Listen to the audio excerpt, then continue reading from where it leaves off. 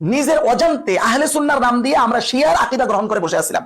আপনি জানেন এটা? আমি দেখাবো। আমাদের এক দিনী ভাই দাবি করেছেন যে নবীদের যে মানবীয় ত্রুটি, যেটা আহলে সুন্নাহর ঐক্যমত, এটা হলো মনে মনে, মানে নবীরা মনে মনে মনে করবেন যে ত্রুটি, আসলে ত্রুটি না। এখন এখানে দুইটি কথা বলেছে সে, আরেকটা আপত্তি বলেছে যে গুনাহ তেরে গুনাহ।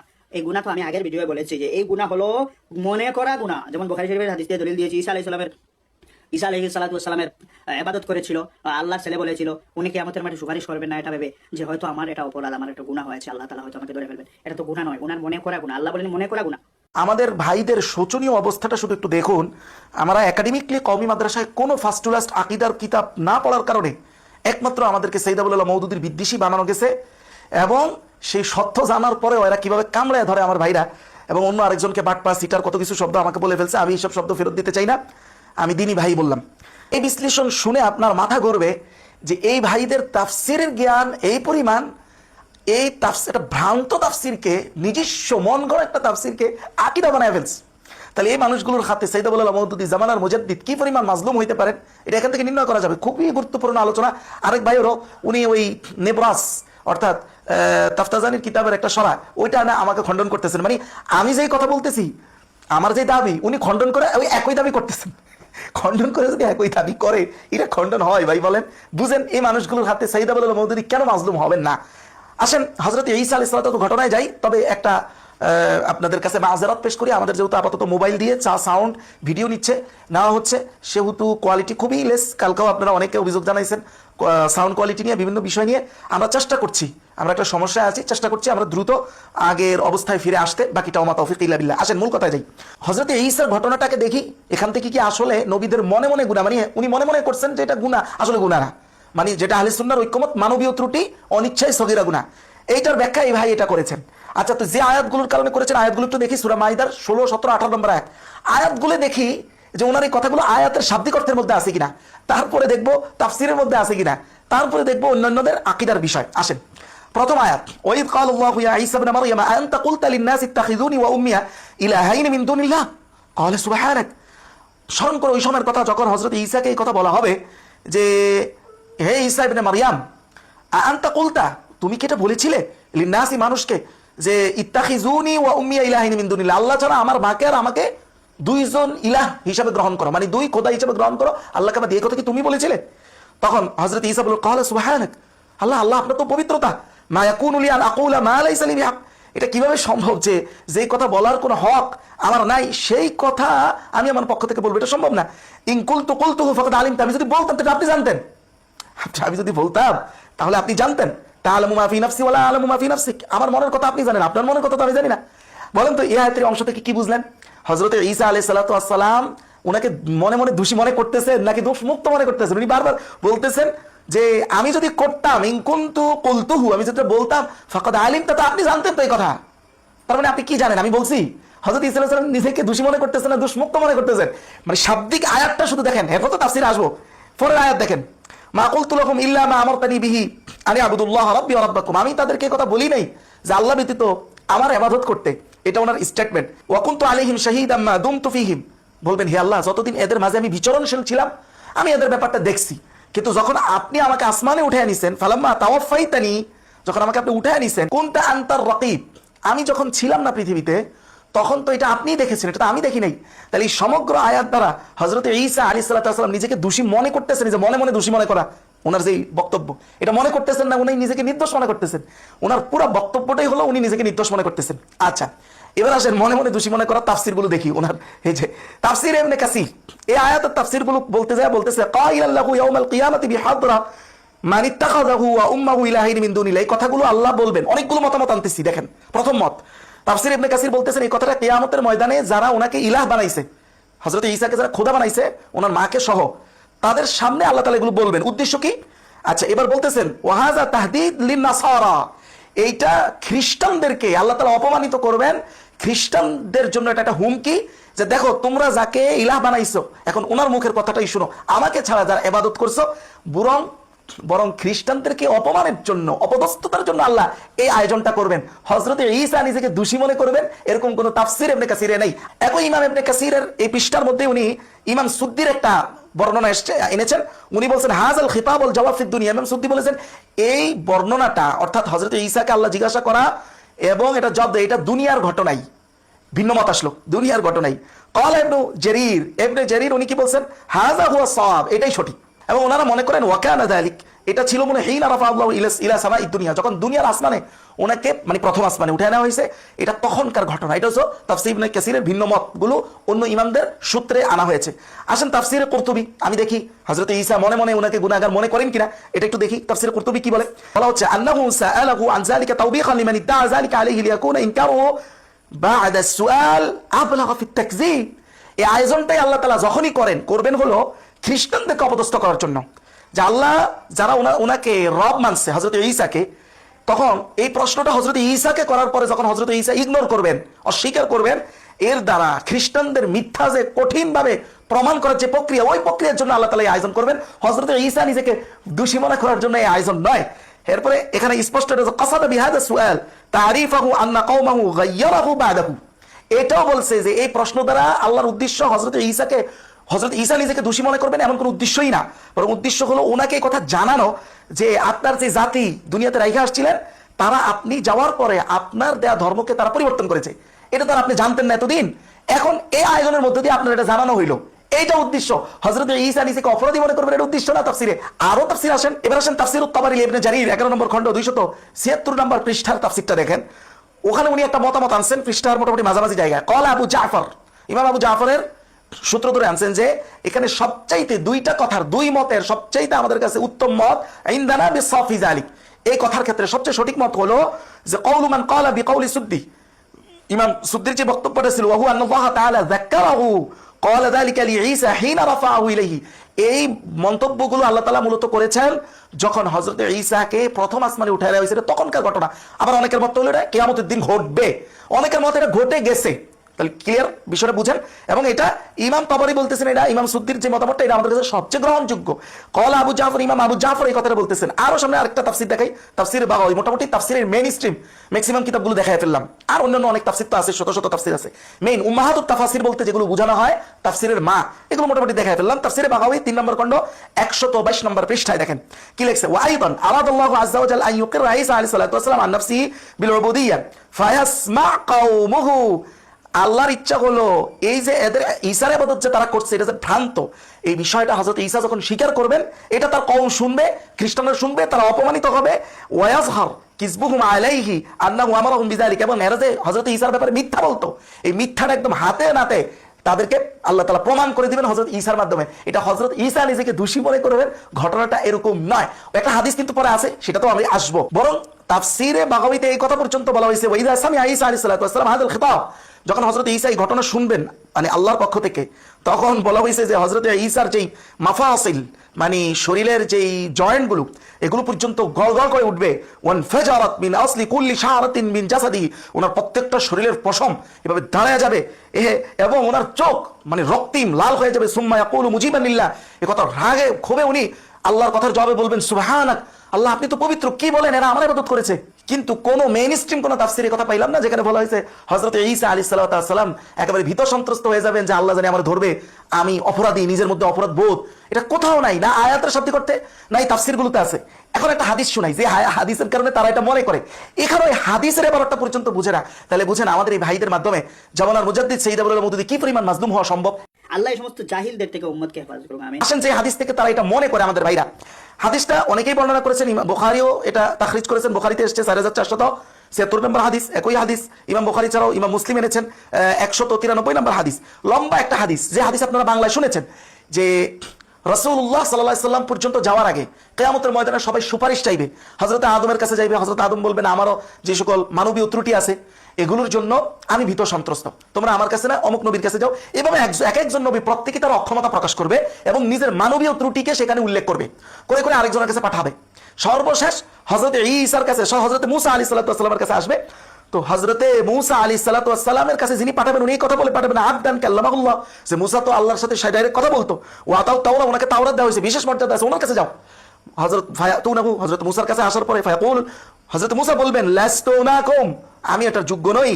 ফায়াজকুর কতলান নাফস বিগাইরিন নাফস, ওই যে উনি ভুলবশত একজনকে থাবড় দিতে যায় বেটা মরেই গেছিল, ওই মানবীয় ত্রুটির কথা উনি এখানে উল্লেখ করবেন। উল্লেখ করে বলবেন আমি এটা নিয়ে টেনশনে আছি, সুপারিশ তো দূরের কথা, তোমরা হযরত ঈসার কাছে যাও। এবার উনি বলবেন ফায়াস্তাহি মির রাব্বি, উনি নিজেই রবের কাছ থেকে উনি লজ্জিত।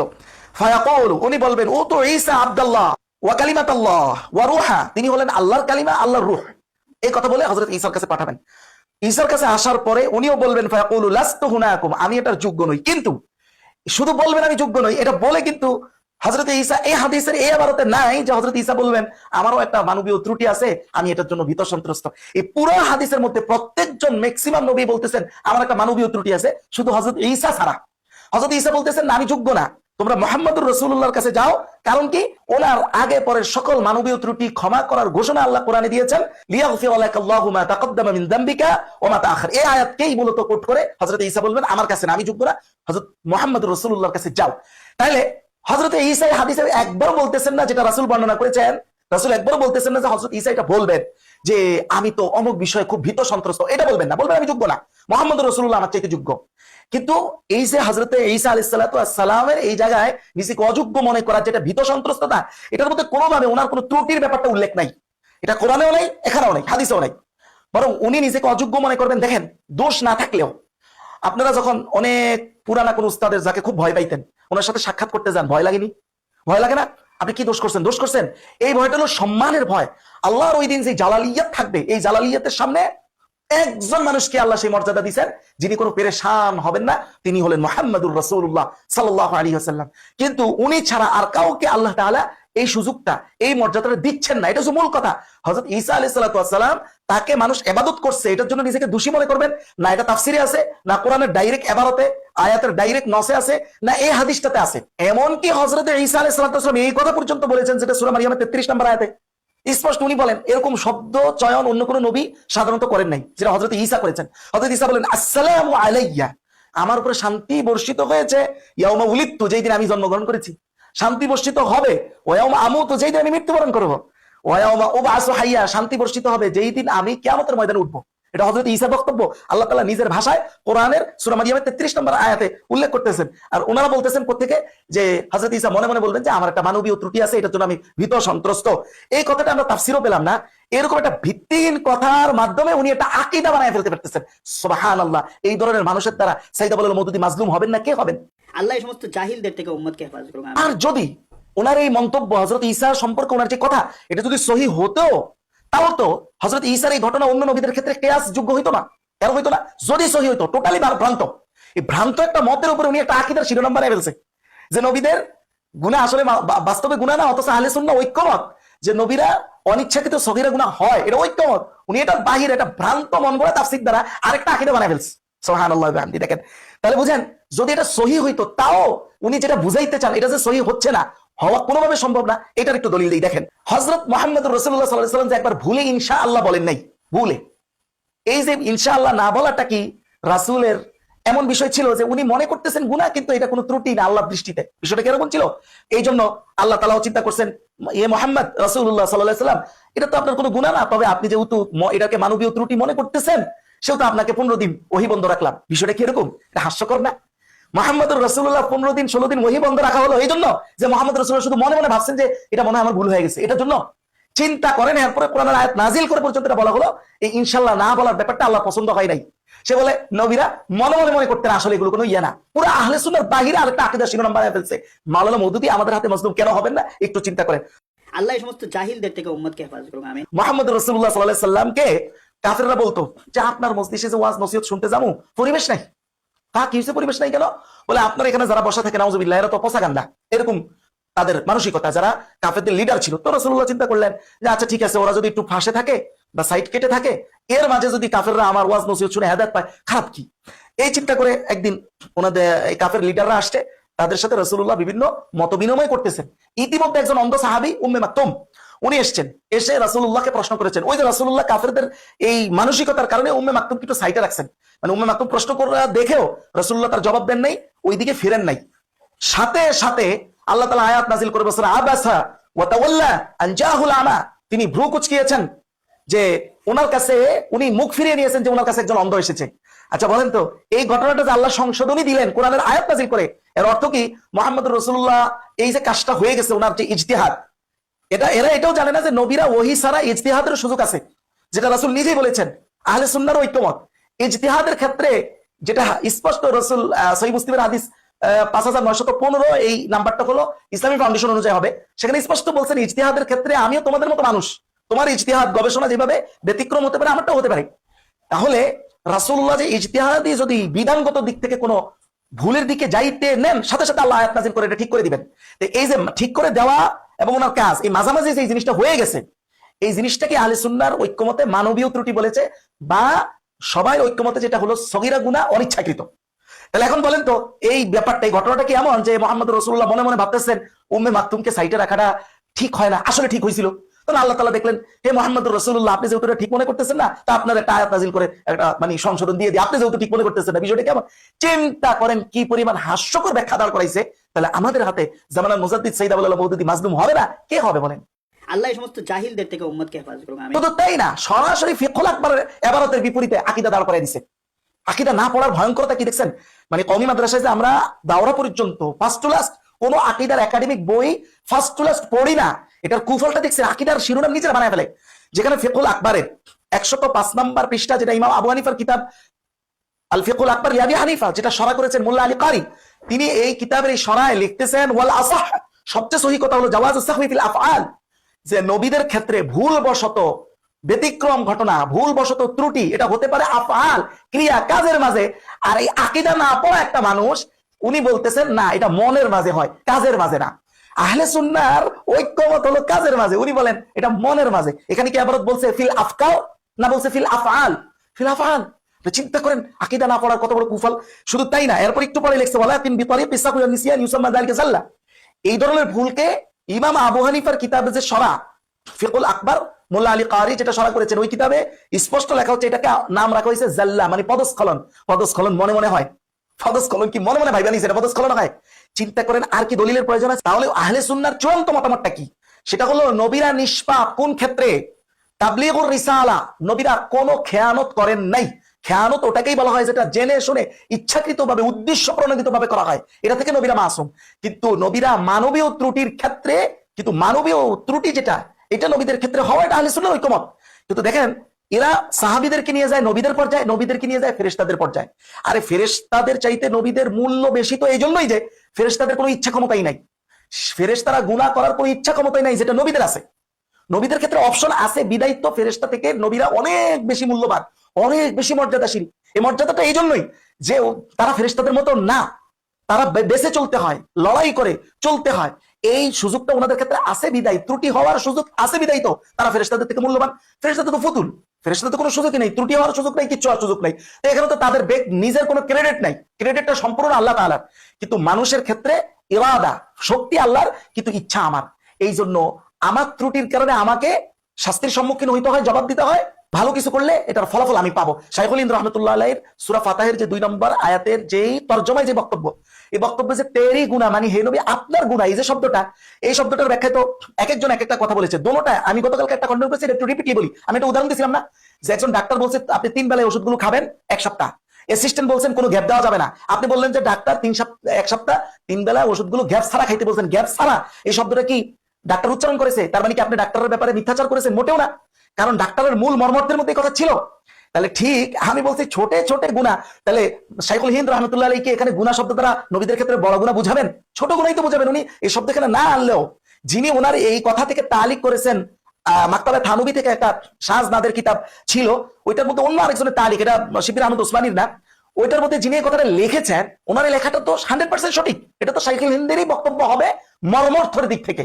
তারপরে অনেকে বলেছেন যে নবুয়তির জিম্মাদারির ক্ষেত্রে শাইখুল হিন্দের কি এটা উদ্দেশ্য? 100% এটা উদ্দেশ্য। আমি এবার বুঝাই দেই, দেখেন আয়াতটাই তো নবুয়তির আগে পরে দুইটার কথাই বলতেছে। মানে যে আয়াতের তরজমা বলতেছি শাইখুল হিন্দের, ওই আয়াত কোনটার কথা বলতেছে? নবুয়তির আগের কথাও পরের কথাও। আয়াত স্পষ্ট বলতেছে লিয়াগফিরা লাকাল্লাহু মা তাকদ্দামা মিন যামবিকা ওয়া মা তাআখার, যা কিছু আপনার মানবীয় ত্রুটি পূর্বে গেছে, যা সামনে আসবে, দোনোটার ক্ষেত্রে শাইখুল হিন্দ গুনাহ শব্দ ব্যবহার করেছে। তাহলে আগেরটা যদি আপনি নবুয়তির আগে ধরেন, পরেরটা কোথায় ধরবেন? পরেরটা নবুয়তির মধ্যে ধরবেন না? তাহলে আয়াতটা তো হলো নবুয়তির আগে নবুয়তির পরে, মানে জিম্মাদারির আগের জিম্মাদারির পরের। তাহলে শাইখুল হিন্দ রহমতুল্লাহ জিম্মাদারির আগেরটা বোঝানোর কি সুযোগ আছে? আয়াতই তো দুই সময়ের, দোনো সময়কে বুঝাইতেছে। এটা কি ধরনের মানে ব্যাখ্যা আমি বুঝি না, ওনারা কেন বুঝেন না? তাহলে এই পরিমাণ বুঝ যদি আমাদের না থাকে, তাহলে আমাদের হাতে যে সৈয়দুল্লাহ মওদুদী মাজলুম হবেন এটাই স্বাভাবিক ছিল। আল্লাহ এই সমস্ত জাহিলদের থেকে উম্মতকে হেফাজত করুন। শুধু তাই না, কামালাইন জালালাইনের একটা বিখ্যাত সরা যেটা আমাদের কাছে গ্রহণযোগ্য, ফখরুদ্দিন দেলহই যেটা লিখেছেন, এটা তো একদম উনি এই আয়াতের সূরা নসরের মধ্যেই ডাইরেক্ট এই তাফসীর করেছেন যে ইস আজিম কাম কে সারা আঞ্জাম দেনে মে, এই পুরা এটা উনি আমাদের আকাবির না, উনি বলতেছেন দেখেন এই জিম্মাদারি, এই আজিম কাম, এই বিশাল দায়িত্ব পালনের ক্ষেত্রে মুমকিন হয় কুই ভুল চুক হুই হো, এটা সম্ভব যে এখানে কোনো না কোনো ভুল হয়েছে, সেটার থেকে ক্ষমা চাওয়ার কথা বলা হইতেছে। একইভাবে তাফসীরে বাগাওয়ী দেখেন এই সূরা নসরের 4 নম্বর আয়াতে সরাসরি আল্লাহর রসুলের ব্যক্তিগত মানবীয় ভুল ত্রুটি জিম্মাদারির ক্ষেত্রে ওটার থেকে ক্ষমা চাওয়ার কথা স্পষ্ট। বাগাওয়ীতে দেখেন, তাফসীরে তাবারিতে দেখেন, তাফসীর গুলোর পরেও আপনি যদি বলেন শাইখুল হিন্দ এটা বলেন না ওটা বলছেন, এর চাইতে ভ্রান্ততা আর কি হতে পারে? তার মানে কি আপনি বুঝাইতে চাইছেন শাইখুল হিন্দ গুনাহ শব্দ দ্বারা ছোট উদ্দেশ্য নেন নাই, বড়টা উদ্দেশ্য নিচ্ছে, তা আপনি শাইখুল হিন্দকে আরো বেশি ফাঁসাই দিতেছেন, এটা যদি আপনি তর্জমা করেন। আর এই গুনাহ শব্দ দ্বারা উনি শুধু নবুয়তির আগেরটা উদ্দেশ্য নিচ্ছেন, তা আয়াতটাই হলো নবুয়তির আগ পর দুইটার, আর শাইখুল হিন্দ তর্জমা করবেন শুধু একটার, এটা তো একটা নির্বুদ্ধিতার কথা হবে। এরপরে আরেক ভাইয়ের খণ্ডন দেখেন, এই ভাইয়ের খণ্ডন দেখে তো অনেকে বিরক্ত হয়েছে। নবীদের থেকে অনিচ্ছাকৃতভাবে কবিরা গুনাহ হতে পারে, এটা অনেক উলামায়ে কেরাম এর পক্ষে মতামত ব্যক্ত করেছেন বা এটাকে তারা সমর্থন দিয়েছে। আসলে এই কথাটা চূড়ান্ত কথা নয়। আমাকে বলছে এই ভাই খণ্ডন ওটাই করতেছেন, মানে যে কথা আমি বলছি ঘুরে ফিরে উনি ওই কথাই বলতেছেন, তো ওই কথা বললে খণ্ডন হয় কিভাবে? মানে আমি ইমাম তাফতাজানির, ইমাম বাকিল্লানির যে বক্তব্যগুলো এগুলোকে আমি চূড়ান্ত বলছি? আমি জাস্ট দেখাইছি ইমাম বাকিল্লানির মতামত হলো নবীরা অনিচ্ছাকৃত কবিরা গুনাহ করতে পারেন, কিন্তু আমরা তো এটা গ্রহণ করি নাই। আমরা গ্রহণ করছি আহলে সুন্নাহর চূড়ান্ত মতামত যে অনিচ্ছাকৃত, ইচ্ছাকৃত সগীরা হতে পারে না, অনিচ্ছাকৃত সগীরা হতে পারে। তাহলে আমার বক্তব্যের মূল অর্থ হলো ইমাম বাকিল্লানি এই কথা বলার দ্বারা কি আহলে সুন্নাহ থেকে বাইরে গেছে? তাহলে মওদুদী সাহেব এর কাছে দ্বারা কোনো বক্তব্য না দিয়া উনি আহলে সুন্নাহর বাইরে গেল কেমনে? শুধুমাত্র আমাদের এক মুঠো ভাতের প্রতিযোগিতার কারণে এটা হয়েছে, এটাই বুঝাইতে চাইছি। উনি খণ্ডন করে কোনটা দেখেন। তো এখন ইমাম বাকিল্লানির যে বক্তব্য যে নবীরা আপনার অনিচ্ছাকৃতভাবে কবিরা করতে পারে, এইটা চূড়ান্ত মতামত না হলো এই মতামতটাকেও অনেকে গ্রহণ করে না ঠিক, কিন্তু বলে নাই যে এই মতামতটা সম্পূর্ণ গলত এবং এই মতামতের কারণে ইমাম বাকিলানি আহলে সুন্নাহ থেকে বের হয়ে গেছে, এটা তো বলে নাই। বলছে উনি আহলে সুন্নাহয় আছে, আবার আহলে সুন্নাহ থেকে আবার ইখতিলাফ দেখাইছে যে উনিও আহলে সুন্নাহ আমরাও আহলে সুন্নাহ, তবে আমাদের মত একটা উনার মত আরেকটা, তার মানে আহলে সুন্নাহ, শক্তিশালী আহলে সুন্নাহ। তো ইমাম বাকিলানির এই মত যদি আবার আপনি খণ্ডন করতে যান যেটা বাতিল, এটার কারণে ইমাম বাকিলানি ওনার আকীদা নষ্ট হয়ে গেছে এটা বলতে যান, তাহলে একটা না দেখবেন আবার হোসেন আহমদ মাদানী সাহেবের আকীদা নষ্ট হয়ে যাবে। কেন? কারণ ওই যে ইমাম বাকিল্লানি বলছেন অনিচ্ছাকৃত বড় গুনাহ করতে পারেন, এই তো কথা। হোসেন আহমদ মাদানী কি বলেন? হোসেন আহমদ মাদানী রাহমাতুল্লাহি আলাইহি ওই মাকতুবাত শাইখুল ইসলাম এর জিলদ আউয়াল প্রথম খণ্ড 266 নম্বর পৃষ্ঠায় উনি স্পষ্ট হযরত মূসা আলাইহিস সালাতু ওয়াস সালামের শানে বলছেন যে হযরত মূসা যে কিতাবুল্লাহকে এইভাবে ছুঁড়ে ফেলে দিয়েছেন, ও কিতাব जो खुद को दी गई, এটা ওই কিতাব যেটা ওনাকে দেওয়া হয়েছে, এই কাজটা ছিল কোই সুবানি, কোনো সন্দেহ নাই এই কিস কদর বড় গুনাহ, এটা কত বড় গুনাহ। তাহলে আপনি ইমাম বাকিল্লানির ধরলে তো হোসেন আহমদ মাদানীও এখানে চলে আসবে। যদিও হোসেন আহমদ মাদানী সর্বশেষ কি বলেছেন, যেটা দেখতে গুনাহ কিন্তু বাস্তবে গুনাহ না, এটাই তো অনিচ্ছায়, অনিচ্ছায় হয়েছে, খেয়ালত হয় নাই। অনিচ্ছায় হইলে ইমাম বাকিল্লানির মতেও তো নবীদের মাসুমিয়ত নষ্ট হয় না। আবার ইমাম তাফতাজানি যেটা মন্তব্য করেছেন, এটা করার কারণে কি উনি আহলে সুন্নাতে বাতিল হয়েছেন? বাতিল তো হয়নি নাই, বরং ওনার কিতাব দিয়ে এরা আকীদার বইটা ধরে কিতাব পড়তে দেয় নাই, পুরোটা পড়তে দেয় নাই, পড়লে তো সব গোমর ফাঁস হয়ে যাবে। তা আমার মূল মন্তব্য ছিল যে আমরা যে সৈয়দুল মওদুদীকে মাসুমিয়ত বিরোধী বলেছি, টোটালটা প্রোপাগান্ডা, উদ্দেশ্য প্রণোদিত এবং শুধু এক মুঠো ভাতের প্রতিযোগিতার নোংরা ফলাফল ছাড়া আর কিছুই নয়। এই ফাঁদ এতই ভয়ঙ্কর হয়েছে আমাদের জন্য ভাই, নিজের অজান্তে আহলে সুন্নাহর নাম দিয়ে আমরা শিয়ার আকীদা গ্রহণ করে বসে আছিলাম। আপনি জানেন এটা? আমি দেখাবো। শিয়ার আকীদা মানে শুধু এই মাওলানা মওদুদী বিদ্বেষী করতে যায় বেরলভী আহলে সুন্নাহ যারা, এরা তো অধিকাংশ অনেক কিছু তারা শিয়াইজমকে গ্রহণ করে, আমি সেই বিতর্কে যাচ্ছি না। আমরা যারা একদম জমানার সবচাইতে হক্কানি, মানে এর উপরে কোনো হক্কানি হইতে পারে না, এই লোকগুলো নিজেদের অজান্তে আমাদেরকে একাডেমিকলি আকীদা না পড়ানোর কারণে আমরা শিয়ার আকীদা গ্রহণ করে বসে আছি। কিভাবে দেখেন, নবীরা ছোট বড় ইচ্ছায় অনিচ্ছায় কোনোই ত্রুটি হতে পারে না, এই আকীদা আহলে সুন্নাহর না, এই আকীদা হলো শিয়াদের আকীদা। আসলে আমি দলিল দিই, গরাইবুল কুরআন ও রাগাইবুল ফুরকান এই কিতাবের দেখেন স্পষ্ট লেখা আছে 256 নম্বর পৃষ্ঠায়, আমি যে নুসখা থেকে বলতেছি, ওয়াশিয়া লাম ইউজাউযু, শিয়ারা এটা জায়েজই মনে করে না, সগীরা ওয়ালা কাবীরা মিনহুম, নবীদের থেকে কোনো সগীরা কবিরা কিছু হবে, লা আমদান ওয়ালা সাহওয়ান, ইচ্ছাও না ভুলেও না। আপনি চিন্তা করতে পারেন, ওয়ালা আলা সাবিলি তাউইলি ওয়াল খাতা, ইজতিহাদের দিক থেকেও না, ইজতিহাদি ভুল গবেষণাও না, কোন তাউইল ব্যাখ্যাগত ভাবেও না, মানে কোন দিক থেকে, বাট ডাইরেক্ট নবীরা ফেরেশতাদের মতো। এই আকিদা আমাদের অনেকের মধ্যে তৈরি হয়ে গেছে শুধুমাত্র এই আকিদার প্রোপাগান্ডার কারণে সৈয়দ আবুল আলা মওদুদীকে ধ্বংস করার উদ্দেশ্যে এক মুঠো ভাতের যে ফাঁদ আমরা পেতেছি, এইটাকে কেন্দ্র করে দেখেন ডাইরেক্ট শিয়ার আকিদা নিয়ে বসে আছে আহলে সুন্নাহর একেবারে আমরা প্রধান ব্যক্তিত্ব। এর চাইতে লজ্জা আপনি আর কি দেখতে পান বলেন?